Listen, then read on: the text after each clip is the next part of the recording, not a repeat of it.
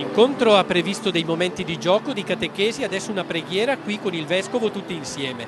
È un modo di manifestare anche l'unità della Chiesa mantovana, perché i ragazzi vengono proprio da tutta la diocesi e nella cattedrale, nel Vescovo, c'è un punto sintetico e di raccolta. Scopo della Chiesa è tenere insieme e raccogliere l'umanità.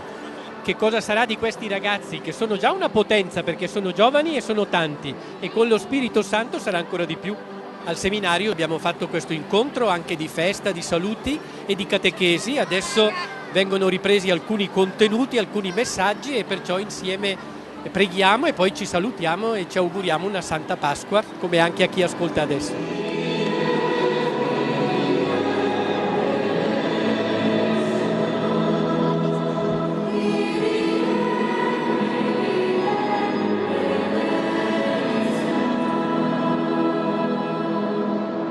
Noi ragazzi a volte non pensiamo a cosa fare da grandi e così ci accontentiamo di scarsi risultati, ma tu continua a mandarci in cerca del tesoro più prezioso di tutti, il tuo amore.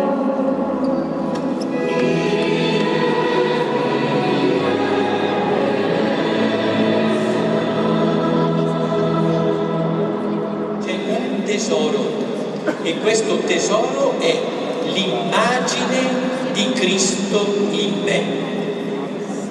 Ripetiamo, qual è il tesoro? Forse l'ho sentito meglio di qui e non di qui. Potete ripetere?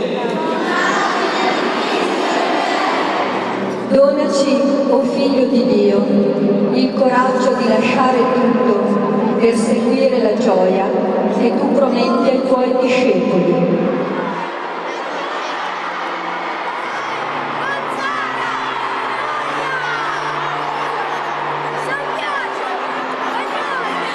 Stiamo vivendo uno dei momenti più importanti del percorso di fede che questi ragazzi hanno compiuto nei loro oratori, un percorso cominciato sin dalla tenera età, potremmo dire, e adesso giunge ad una tappa importante.